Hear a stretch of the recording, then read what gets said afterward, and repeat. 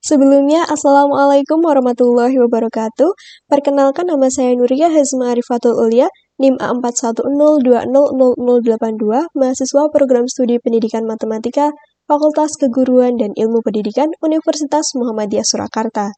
Pada hari ini, saya ingin mempresentasikan ujian akhir semester pada mata kuliah Praktikum Penilaian Hasil Belajar Matematika. Selamat menyaksikan.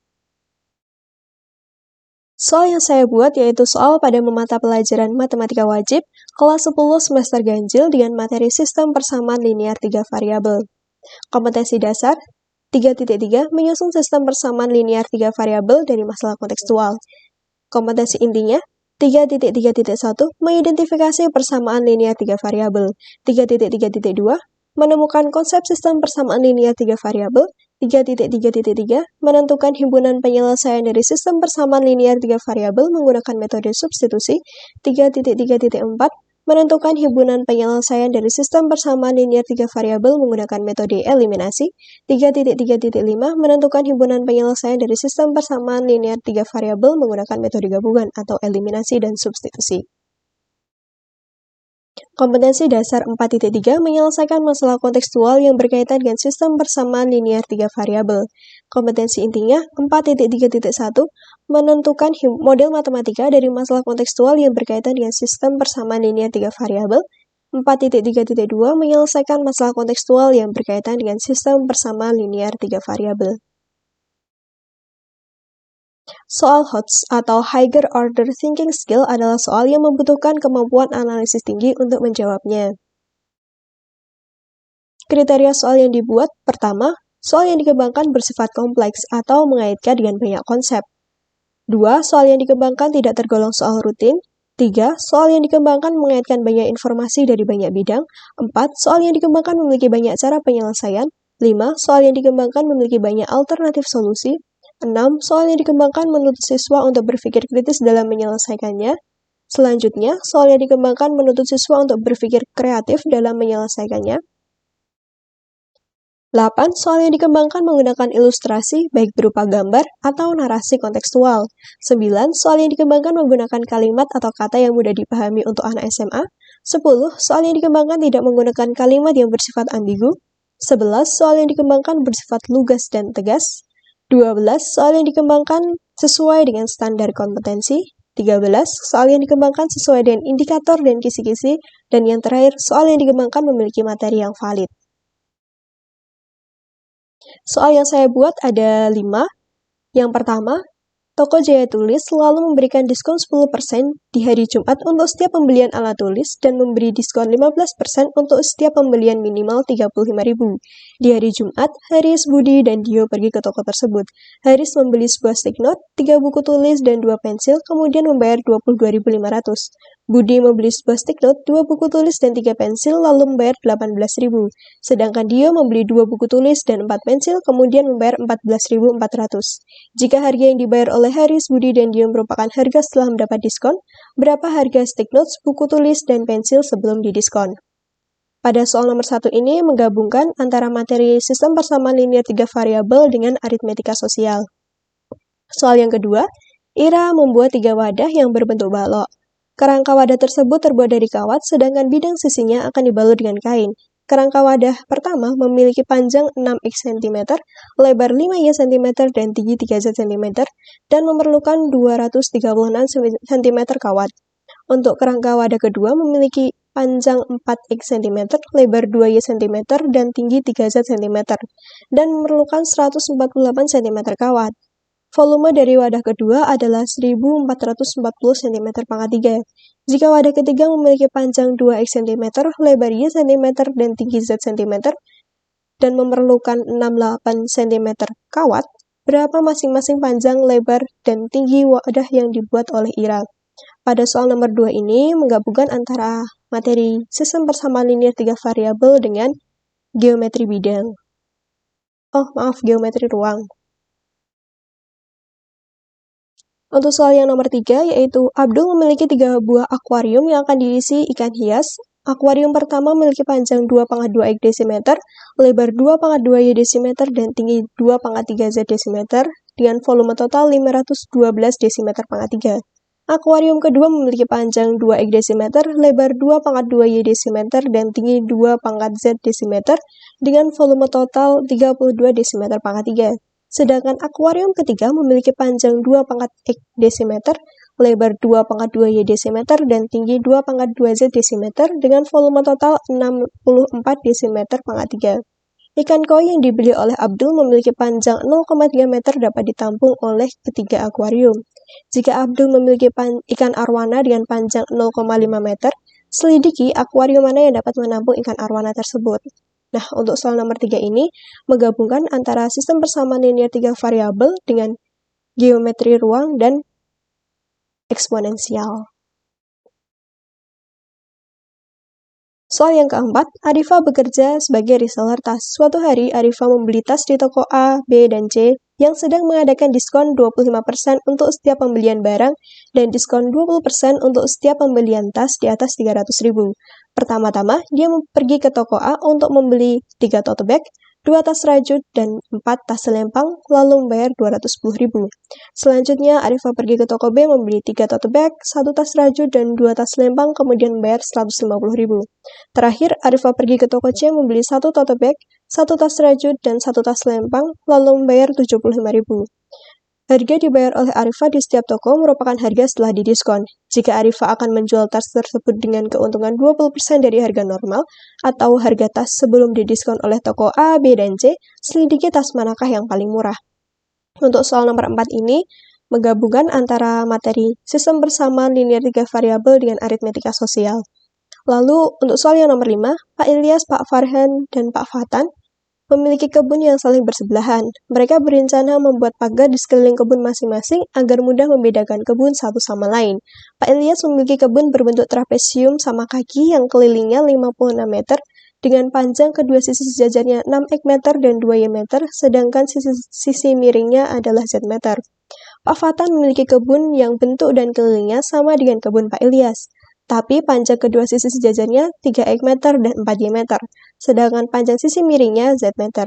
Kebun Pak Farhan berbentuk segitiga siku-siku yang kelilingnya 24 meter, dengan panjang sisi-sisinya adalah 2 X meter, Y meter, dan sisi miringnya Z meter.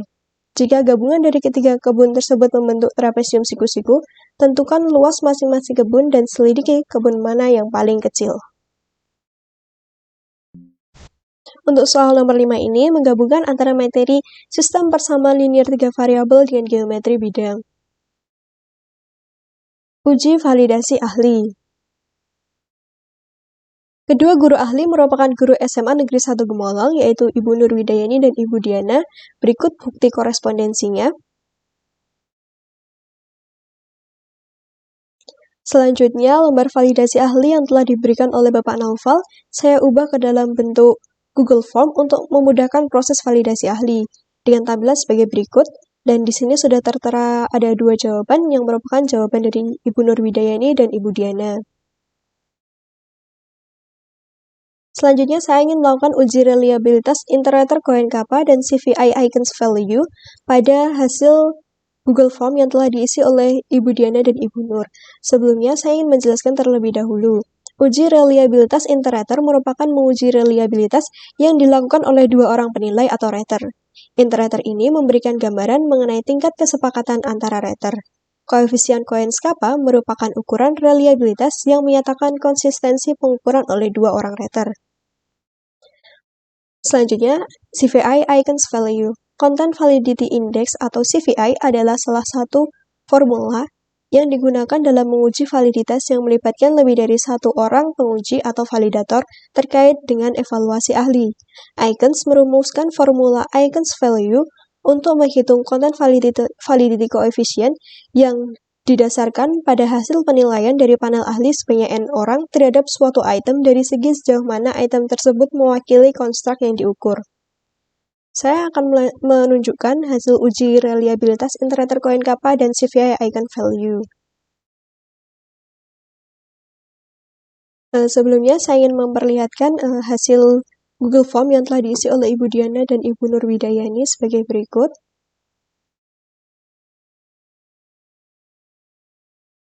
Lalu, uji Iterator Cohen Kappa dan CVI. Yang pertama yaitu uji reliabilitas iterator Coin Kappa.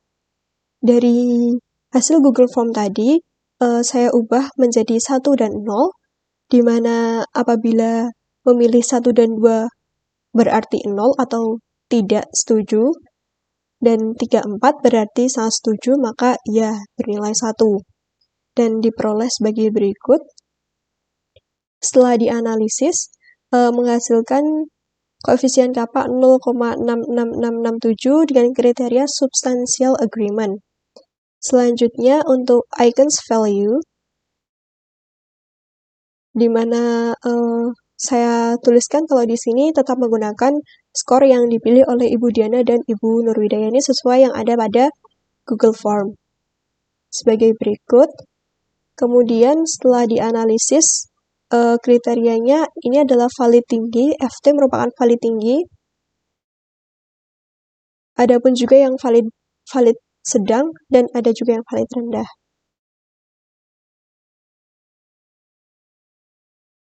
Selanjutnya, saya ingin menjelaskan mengenai revisi-revisi. Untuk soal nomor 1, terdapat revisi yang mana ini saya ambil berdasarkan pada Google Form. Di dalam Google Form terdapat kolom saran dan komentar, di mana guru dapat mengisikan saran-saran dan komentar mengenai soal. Di sini, untuk soal nomor 1, diberikan saran untuk mengubah pertanyaan berapa harga stick notes, buku tulis, dan pensil sebelum didiskon menjadi berapa harga masing-masing sebuah stick notes, buku tulis, dan pensil sebelum didiskon, dikarenakan pertanyaan ini sedikit ambigu. Setelah direvisi menjadi sebagai berikut. Berapa harga masing-masing sebuah stick notes, buku tulis, dan pensil sebelum didiskon? Selanjutnya, untuk soal nomor 2, terdapat revisian juga dengan saran akan lebih baik jika pertanyaan dikembangkan menjadi mencari volume atau mencari luas permukaan. Pilih salah satu saja dari volume atau luas masing-masing wadah yang dimiliki oleh IRA. Jadi pertanyaan ini kurang baik dan harus dirubah menjadi mencari volume atau luas dari masing-masing wadah. Kemudian setelah direvisi menjadi sebagai berikut, tentukan luas permukaan dari masing-masing wadah yang dimiliki oleh IRA. Untuk soal nomor 3 tidak ada revisian, sehingga lanjut ke soal nomor 4. Soal nomor 4, adapun revisi sebagai berikut, kata didiskon harus diganti menjadi mendapat diskon, karena kata didiskon ini bukan merupakan bahasa baku. Jadi kata-kata didiskon ini harus diganti menjadi mendapat diskon. Setelah direvisi menjadi sebagai berikut, ini menjadi mendapat diskon, dan ini juga menjadi mendapat diskon. Untuk nomor 5 juga tidak ada revisian. Dan berikut saran dan komentar lainnya.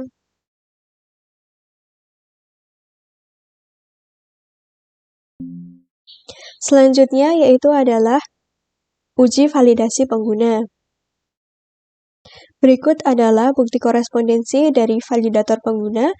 Untuk yang di sebelah kiri merupakan korespondensi dengan Adenin Zahwa dan sebelah kanan dengan Agus Ardiansyah. Untuk validator penggunanya ada 15 orang yang terdiri dari 6 orang siswa SMA Negeri 1 Gemolong kelas 11 dan 9 orang mahasiswa. Untuk soal-soal yang sudah direvisi, saya ubah ke dalam Google Form untuk memudahkan proses validasi pengguna. Nah, dengan tampilan sebagai berikut, di sini terdapat 15 jawaban yang mana merupakan 15 jawaban dari validator pengguna. Selanjutnya, saya ingin membahas jawaban dari 2 orang validator dari nomor 1 sampai nomor 5. Untuk yang sebelah kiri merupakan jawaban dari Dik Nadia, siswa SMA Negeri 1 Gemolong, dan yang di sebelah kanan merupakan jawaban dari Muhammad Abdul yang merupakan mahasiswa. Oke, untuk nomor 1, pada saat permisalan ini terjadi kurang tepat karena X itu dimisalkan stick notes, Y itu buku tulis, Z adalah pensil. Sedangkan seharusnya X itu adalah banyaknya stick notes, Y adalah banyaknya buku tulis, dan Z adalah banyaknya pensil. Begitu juga dengan jawaban Abdul. Untuk model matematikanya, saya rasa kedua jawaban sudah tepat untuk model matematikanya. Untuk jawaban dari Dik Nadia ini mencari harga sebelum didiskon terlebih dahulu, baru mencari masing-masing barang, harga masing-masing barang. Sedangkan untuk dari jawaban Abdul ini, mencari harga masing-masing barang atau nilai X, Y, Z-nya terlebih dahulu, baru mencari harga sebelum didiskon, dan diperoleh X-nya yaitu 5.000, Y-nya itu 6.000, dan Z-nya 1.000. Untuk nomor 1 ini saya rasa sudah benar jawabannya, hanya saja pada model matematikanya kurang tepat. Selanjutnya nomor 2. Pada nomor 2 ini untuk model matematikanya kedua belah pihak cukup teliti dalam membentuk model matematika. Kemudian setelah dieliminasi dan disubstitusi diperoleh nilai X-nya 5, Y-nya 4, dan Z-nya 3. Kemudian mencari luas permukaannya. Luas permukaan pada balok pertama yaitu 2100 cm², kemudian balok kedua 824 cm², dan balok ketiga 164 cm². Saya rasa jawaban mereka berdua sudah tepat. Untuk nomor 3 ini, Dek Nadia hanya menuliskan bahwa akuarium yang terpanjang adalah akuarium pertama, maka ikan arowana tersebut dapat ditampung pada akuarium pertama. Jawaban ini memang benar, tapi kurang tepat karena tidak ada perhitungan mengapa alasan dia memilih akuarium pertama yang muat untuk ikan arowana tersebut.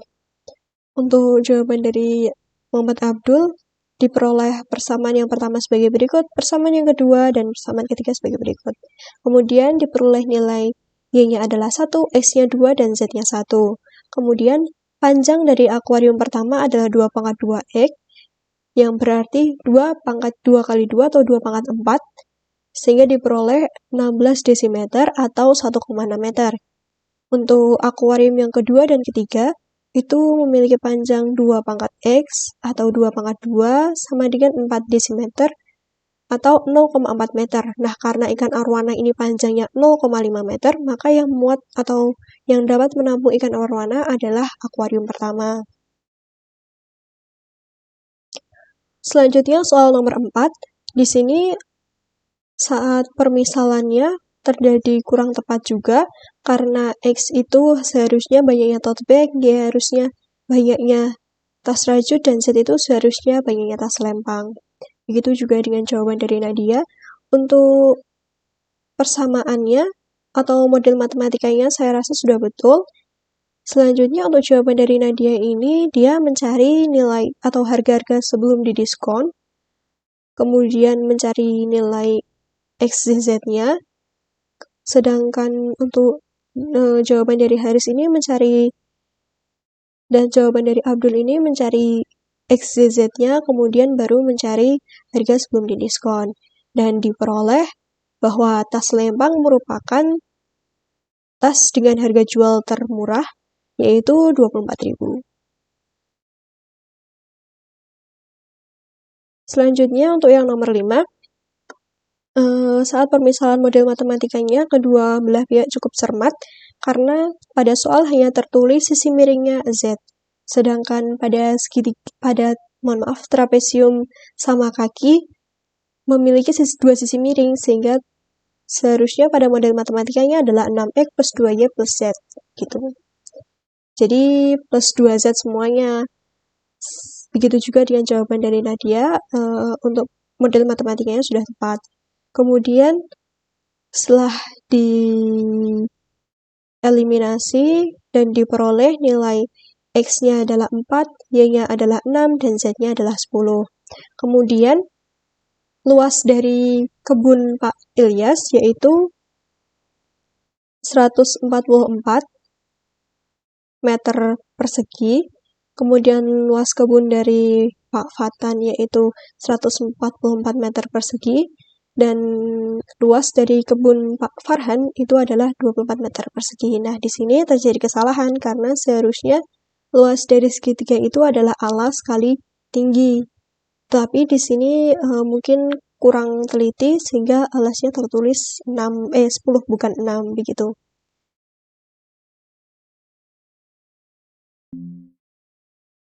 Selanjutnya yaitu adalah uji data validator pengguna.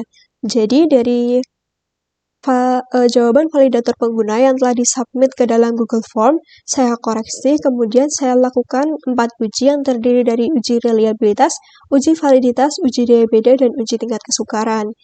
Untuk melakukan keempat uji ini, saya menggunakan bantuan Anates.